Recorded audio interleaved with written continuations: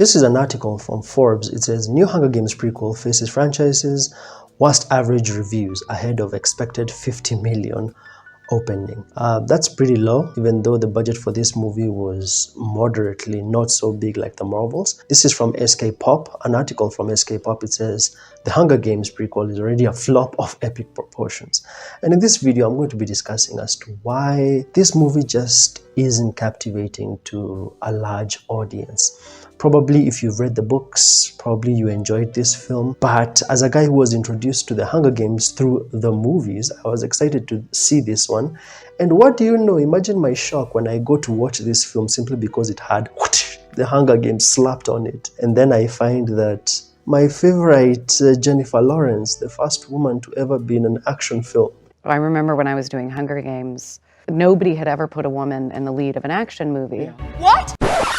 I remember when I was doing Hunger Games, nobody had ever put a woman in the lead of an action movie. What did you say? You bitch!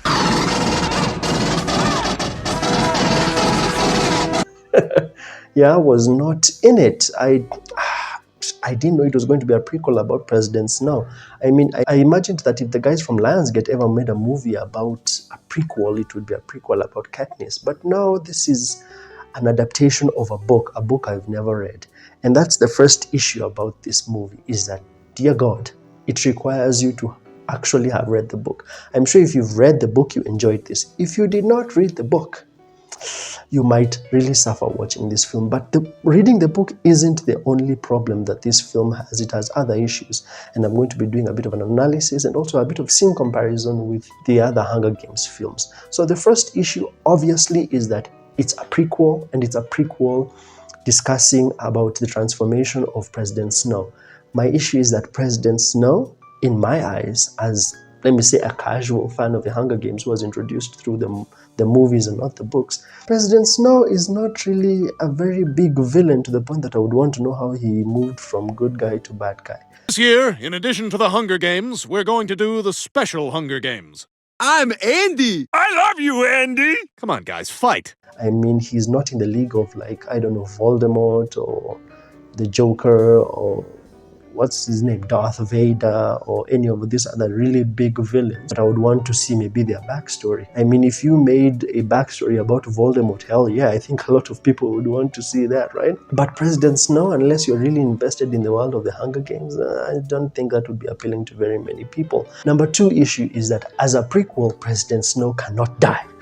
That's the other issue. Whenever I was watching the film, I've watched the film, it's 2 hours and 30 minutes. God damn, that runtime, my guy. It's so big. The pacing sometimes in some places can bore you out of your mind. The thing is, as you watch the film, you always remember my main character cannot die. Why? Because he's in another film. And this obviously removes the tension. Nothing as annoying as having a main character who will not die or who is not at the risk of dying. And imagine the guys who made the film, they marketed the film as Rachel Zegler's character, Lucy something, I don't remember. But let me just say Rachel Zegler's character as the main character, and she's not the main character. The story is about President Snow. And President Snow doesn't die, so this obviously removes all the tension out of the room. Three issue is, as I said, it requires you to read the book.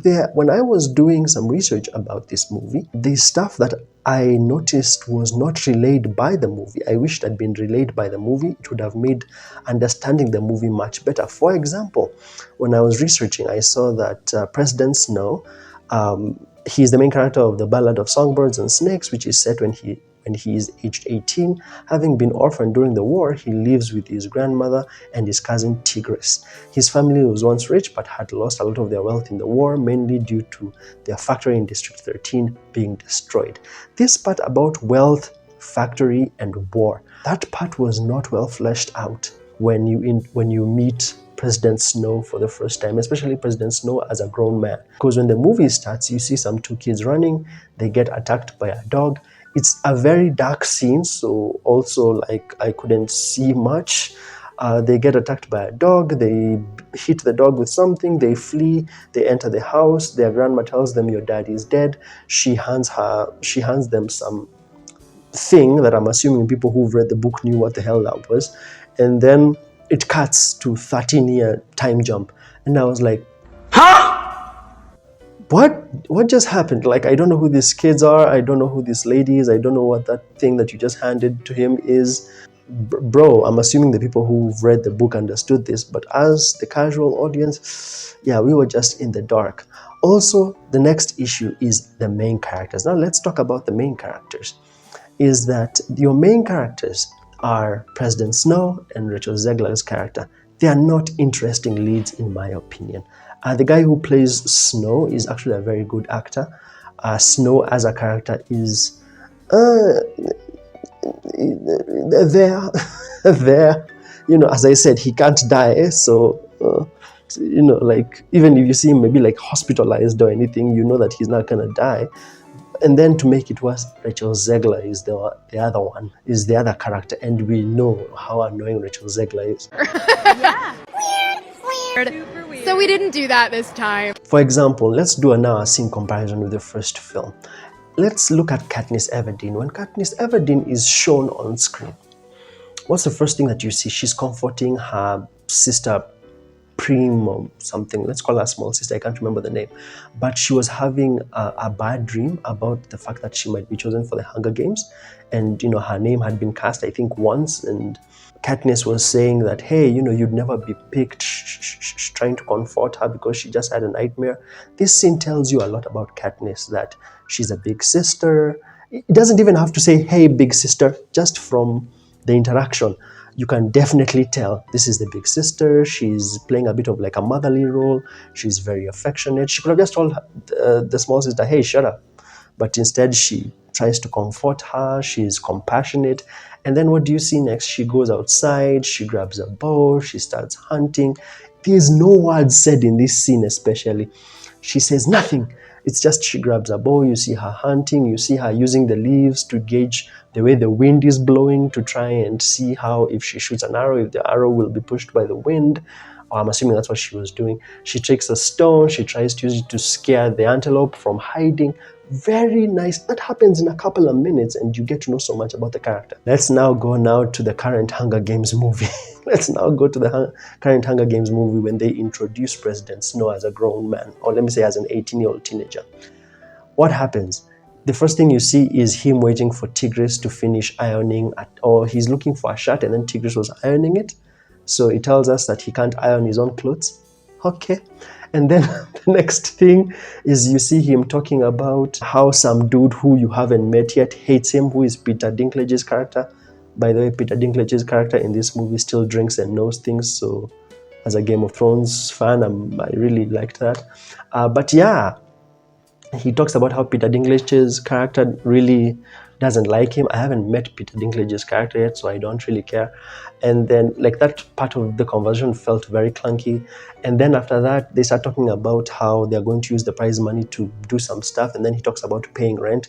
That's the only part of the conversation that actually made any sense to me, because at least now I understand that the family is poor or they're suffering financially. They didn't mention any part about the factory, or I don't think they did, or how they ended up losing their riches. I don't think they did. But at least that part, the conversation, that's all I learned, is that they're a broke family.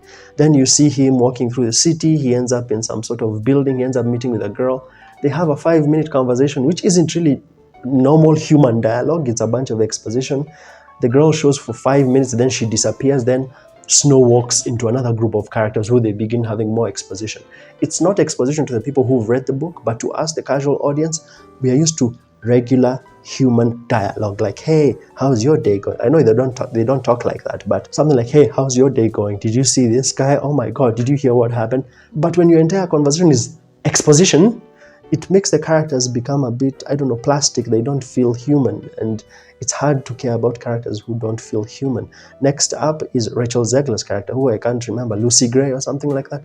The first time you see her, you know what she does? She takes when she's chosen as a tribute for the Hunger Games, she takes a snake and shoves it in some girl's back, I think because that girl was cheating with her ex-boyfriend or something. She goes on stage and she sings a song and then tells people, you can kiss my ass. And then after that, she does some weird bow. And I was like, I'm supposed to like this character? You can't compare her with Katniss. You can't compare her with Katniss. And you can't compare President Snow's character with Katniss. And yes, I know that's how the book is written, but Not all books translate well as movies, and I think that's the other reason why this movie suffers a lot. Also, the movie doesn't help you care a lot about the tributes. Like, I remember there's this one tribute from District 12, the male tribute of District 12. Male tribute of District 12 is Jessup, while the female is Lucy Gray. I didn't care about Jessup. Like, he's not well written. So even when when he gets rabies and dies, I was like, yeah. Maybe for people who read the book, they were like, yay, he just did the thing, he just did the thing. But for us, the casual audience, we're like, he wasn't well written, so I don't really care about his death. Also, the other issue, Katniss Everdeen member berries. Especially, like I just said, after Lucy Gray tells people you can kiss my ass, she does a bow. And that bow is supposed to remind you, remember?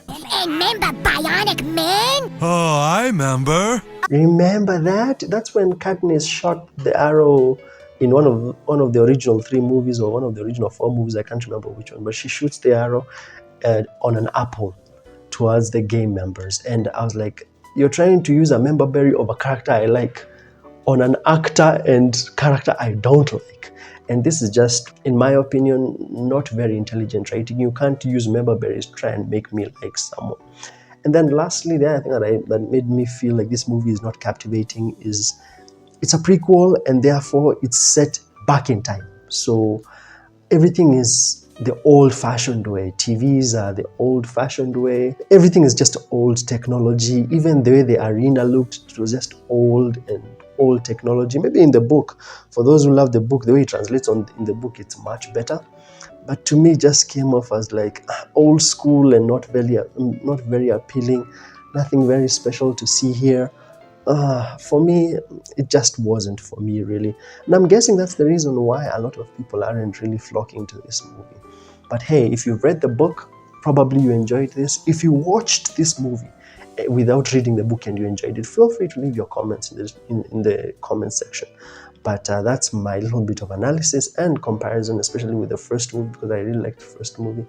And tell me your thoughts on this movie, my analysis. I'll see you in the next one.